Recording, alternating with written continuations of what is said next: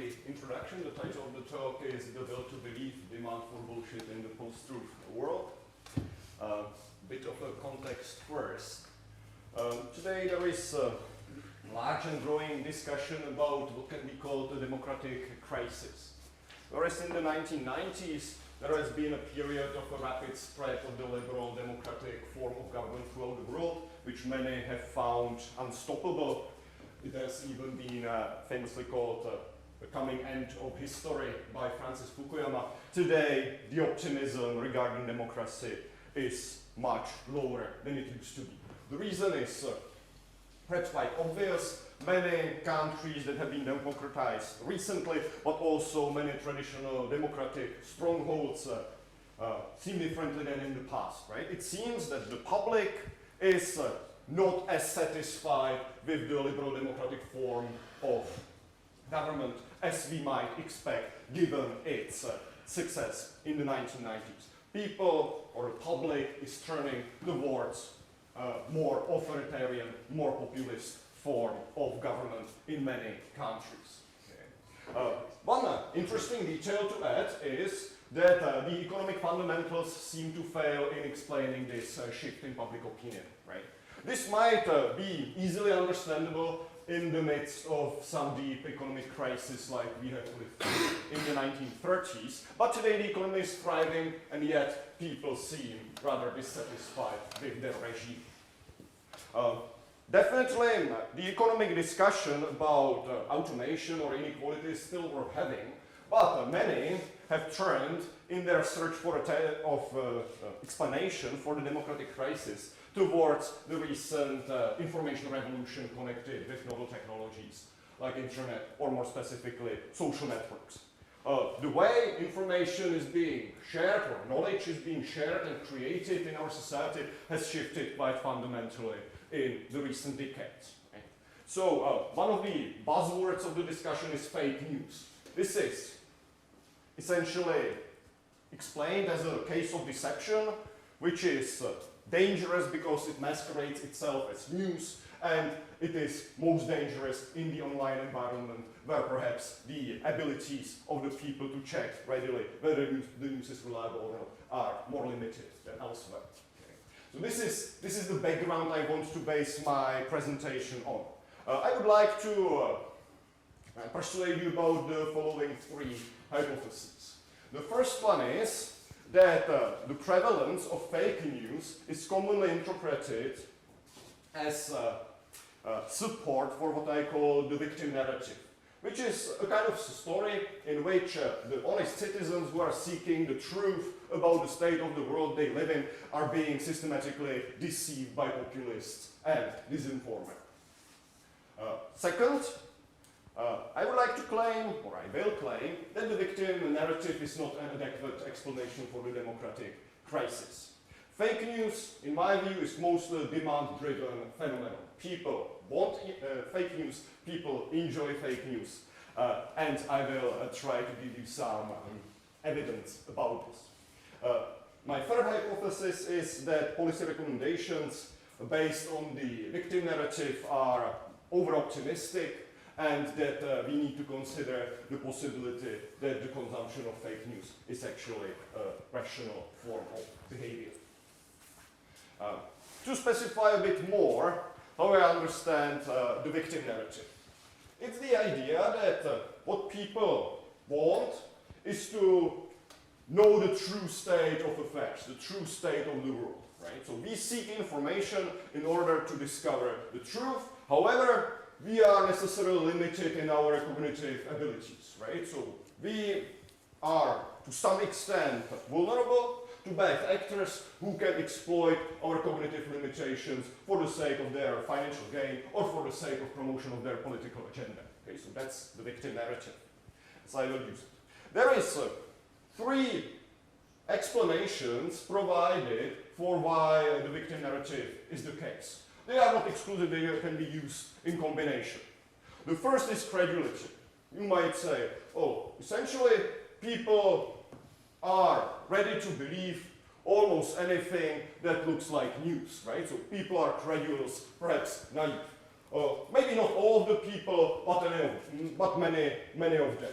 To quote Bronstein and friends, they say, belief in fake news is associated with delusionality, dogmatism, religious fundamentalism, and reduced analytical thinking. Okay, so this is one way how we can address the issue. The second one is immaturity. It says, okay, social networks is a novel technology, and our cognitive defense mechanisms are not yet updated to deal with this technology properly. So we were once flooded by information after printing press was invented, and we took some time until we learned how to deal with this information effectively. Then we were flooded with another wave of information after mass media was invented, and again, there was a period in time where we were vulnerable to manipulation because we didn't really know how to deal with this information. So the same case, so that's the immaturity thesis, the same case is today, where we are flooded by yet another wave of information from the internet, from the social media, and we are not yet adapted to deal with this information. The third explanation relies on bounded rationality. Today there is pretty robust empirical evidence that our reasoning is far from flawed. We tend to understand information or process information in biased ways on many occasions. Okay. So for example, confirmation bias, our tendency to seek out and believe information which is coherent with our pre-existing beliefs, which is supportive of our pre-existing beliefs, may lead in the environment of the social networks to especially dangerous outcomes like creation of echo chambers and group polarization. So that's the third explanation that can be found in the literature. Now, I think that we need to problematize the victim narrative a bit more than it usually is. We need to ask how persuasive fake news is truly, right? Because, well, all of these explanations kind of presuppose that people's beliefs are being significantly shifted by encountering fake news, that people are being persuaded about something which is not true. If you check some of the popular items of fake news, it's not so obvious that they are especially credible, right? They are often rather bizarre, over the top, right? Like folks supporting Donald Trump as a president, or Hillary Clinton being a member of a pedophile sex ring, right? This doesn't seem prima facie very persuasive, right? In other words, if people are ready to believe these things just because they read them somewhere on the internet, it seems that democracy is doomed, right? So it's quite important to us if these really are so persuasive. And my idea is that what the victim narrative is doing is that it mistakenly identifies rationality with truth-seeking, right? It says, well, people who are rational want to know the truth about the state of the world. Okay? If people are systematically failing, it means that there is something wrong with their rationality. If we are systematically being bluffed by fake news, there must be something wrong with our rationality. This is a too restrictive view of rationality. Because rationality is not the same thing as truth-seeking. Today, there are at least two well-elaborated theories which explain that on occasion it can be rational to be irrational. It can be rational to have beliefs which may be very distant from reality. Okay. To recapitulate, Brian Kaplan's theory of irrationality goes like this. Information processing is not costless, right? So turning information into knowledge or into beliefs, this is not a costless process, right? If you encounter some information, you often have some kind of intuition which may be pretty strong, and the intuition tells you, well, this is the way how you should update your beliefs. However, we can also critically examine the intuition. We can go into more detail and check whether the intuition truly is as reliable as it seems. Kaplan says, well, it's not always the case that it is worth it to do the second step, right? So sometimes being mistaken is cheap. It doesn't really threaten your well-being. Even if you are systematically mistaken, it can be pretty cheap in some context. And if that is the case, you have no motivation whatsoever to do the second critical step, and you will just go with your intuition. Right? Expressive rationality goes perhaps even a bit further. It says, well, our beliefs and our observable actions, which suggest that we hold certain beliefs, are also directed as a signal to our in-group, to our peers, right? From what we believe and from what we do based on our beliefs, the others infer our values and our conformity to a certain group views, right? And unless you are motivated by some relatively strong incentives to do otherwise, it is always best to just go with the group, right? This is where you get your benefits. This is where you get your credibility, your reputation, your status, right? The group needs to give it to you. And, well, there is always a better chance that you will receive these things if you show behavior which is coherent with the norms of the group that you want to belong to, right? So that's expressive rationality account. Now, if we want to blame social networks for the democratic crisis, well, I believe we are partly at least on the right track. Because it seems that they provide an especially good environment for expressive rationality and rational rationality.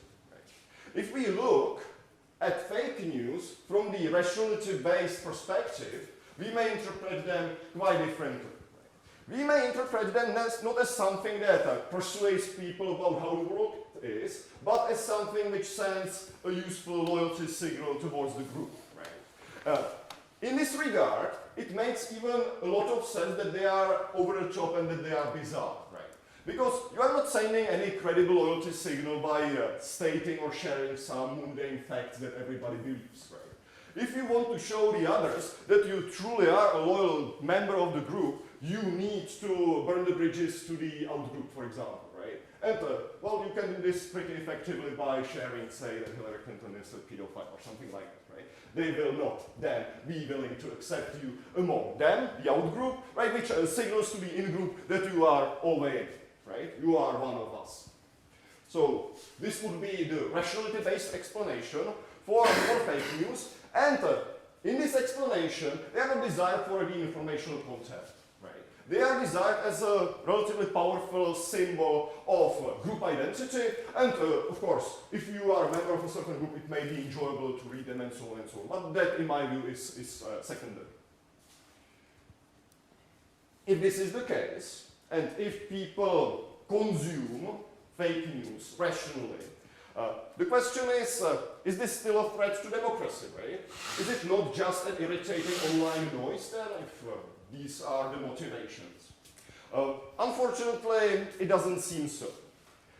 If we, or many people at least, enjoy these kinds of private vices, cognitive vices, which are individually pretty rational, it may still lead to large public calamities. Because if we individually form our beliefs in a biased way, just because, well, it doesn't matter, right? Some beliefs being biased will not hurt you in your real life, right? Having mistaken political beliefs will not hurt you in real life as an individual, because your one vote will not change the election outcomes, right? So it is pretty persuasive that you might be individually, rationally motivated to just, well, not care whether your beliefs are biased or not. If, however, many people share this perspective, the aggregate outcome will, of course, also be biased. There will be, in economic terms, an externality which may be quite substantial after you add it together for each individual person in the society.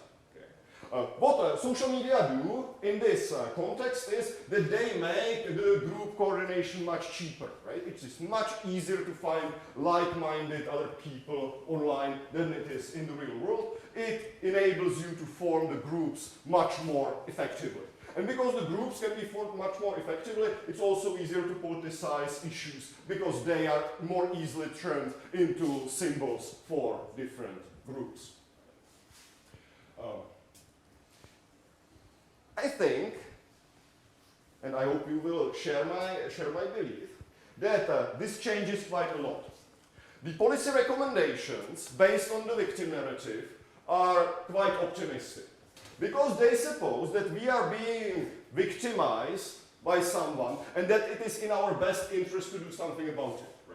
So if I am a victim of disinformation, it is of course in my best interest to get some training in critical thinking skills. It is in my best interest to use fact-checking services and so on, right? So all of these reputational costs on fake news sharers, optimization of your news feed to be a more representative sample of the views in the society and not too biased in favor of your in-group, censoring fake news, or making democracy more deliberative, which is one purpose for which the social networks seem quite useful because they're decreasing the cost of this kind of communication. So all of these seem very, very attractive if you think that people are actually victims of deception. But if you look at these same propositions from the point of view of the rationality-based explanation, well, I think they give you much less reason for optimism. So, for example, if you share fake news because you want to express loyalty to your in-group or something like that, well, you don't care about critical thinking in this regard, right? Because you are already choosing the optimal strategy given the situation you are in, right? So why should you think more critically about this, right? How will it help? Why should you care about fact-checking? Because you do not share this for the informational content. You share this as a symbol of group allegiance. How is fact-checking supposed to help with that? So if you buy the expressive rationality account, the situation seems much more dire. I don't have only set faces here. I think some of the options are still open, but well, the ground is much more shaky. For example, with censorship, you can of course deplatform the known producers of fake news, but well, this may be similar to the war on drugs, right? You cannot extinguish fake news if people want them. If there is demand, there will be supply. So the same way we cannot extinguish drugs because people want them, we will not be able to extinguish fake news because people want them. So, to conclude. Number one, the victim narrative, in my view, misconstrues the incentives individuals face in the information markets. It just misunderstands the situation in which an individual decision maker finds himself, and because of this mistake, it fails to grasp the nature of the democratic crisis. Second, what fake news really is a good to many people. It is a valuable thing because it serves as a powerful or potentially powerful signal of in-group loyalty. It is a credible signal because the more bizarre things you share, the more attached to the group you become, right? So the signal needs to be credible. And fake news, because of their features, are often a pretty credible signal of belonging to a certain group. If you accept the victim narrative, it motivates an over-optimistic assessment of the possibilities of public policies to counter fake news and to counter the democratic crisis as such. Thank you for attention.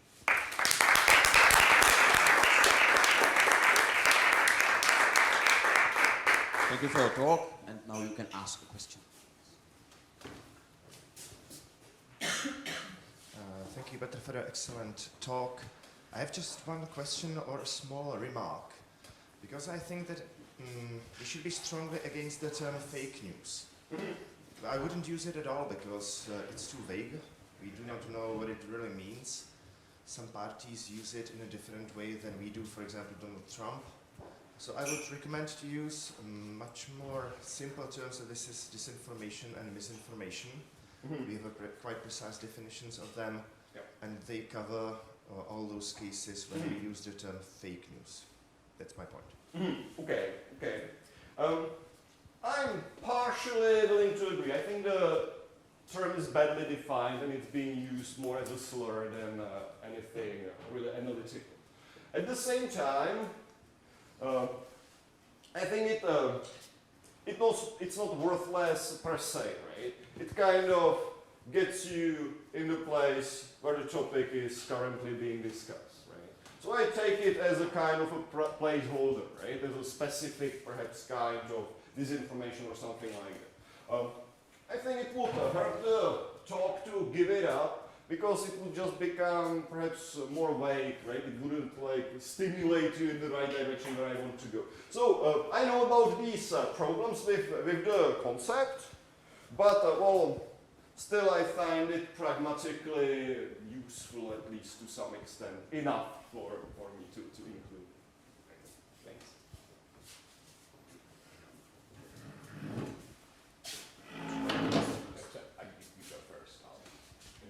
Thanks, awesome talk, man. Regarding disinformation, misinformation, fake news is a specific kind of disinformation. So I'm not really sure that calling fake news disinformation would capture the concept correctly. Not every information is news. News is something designed for the public, you know? So fake news is a specific kind of disinformation with a specific kind of purpose. On the disinformation, misinformation, I would recommend Don Fallis on the nature of disinformation or something like that. Library Trends, I can give you that. Awesome paper. Regarding the talk, so my main research was self-deception. That's my PhD thesis. And in doing that, I was thinking, do people actually want the truth? What's the function of our mental processes? It's survival, not the truth, man. So what we do is we want to protect our well-being. If I live in Africa and I hear something in the bushes, I'm gonna run away. My first instinct, it's a lion. I'm not gonna go and check. I'm not gonna be like, I'm not gonna be stupid if I run away. Let me check if it's a lion. Because if I'm wrong, I'm gonna die. Okay? So I think that this applies to the current society as well. There's so much stuff going on, we cannot cope with that. So people choose to live in illusion. It's a subconscious choice, where people are ready to accept a narrative for the sake of protecting their well-being. Because the truth doesn't set us free every time. There's a great movie, Open Your Eyes. It's a Spanish movie, Penelope Cruz, I can't remember the other guy. It's also a famous actor. It's based on Nozick's Experience Machine. I don't know whether you know that. It's a very interesting movie. I think that your research is kind of consistent with what I'm saying. You're just not saying it the way I say it. I don't think we are the victims, but we're complacent in making ourselves victims. It's also in our interest to be victims in certain points. I often talk to my family when I go back to Serbia, and I realize that they would rather listen to what they're being told on the television and live in that world than actually look at what's going on, go outside and, you know, take a walk and see what's going on. They would rather do that. They wouldn't do that. They would rather live in this fantasy world. Why? Because they're happier. It's very simple. This is why we deceive ourselves. We have to do it in order to survive. If we don't do it, we will collapse. Imagine that I have a very weak heart. I'm in a hospital and my son died. Are you going to tell me that my son died and risk me having another heart attack? It's not in my interest. Thank you. That's all what I had to say. Thank you. I agree completely. I will work on the definition more because I know it should be perfected. And I agree. This is just I think consistent with I think that this is just an area that something that you could use to support your view. Because I think it's consistent. And I do think it makes sense. So I don't think it's evolutionary, adaptive to seek the truth all the time. Yeah, definitely. Okay, thank you. Thanks. Thanks, man. Thank you. Any other question? Yeah. I think this is related to the last question, so I'll be super quick. I just maybe say a little bit more about, and I may be wrong about this, it almost seemed like a dichotomy between the sort of symbolic nature of our attachment to certain stories or certain sources of stories, and a kind of informational or doxastic element to it. But it seems like those are, it's why I think the point about self-deception is making much the same point I'm stumbling to make. But it seems like it's very hard to distinguish these, in fact, right? I mean, that is, it's not just that I'm expressing group allegiance, that is very often, I believe these, I mean, and it's very important to me to believe these things. It's very important for me, if I'm a good Catholic, not just to say that the Pope, to avow that the Pope is infallible. Sorry, I hope I'm not offending anyone. But to actually believe it in certain contexts.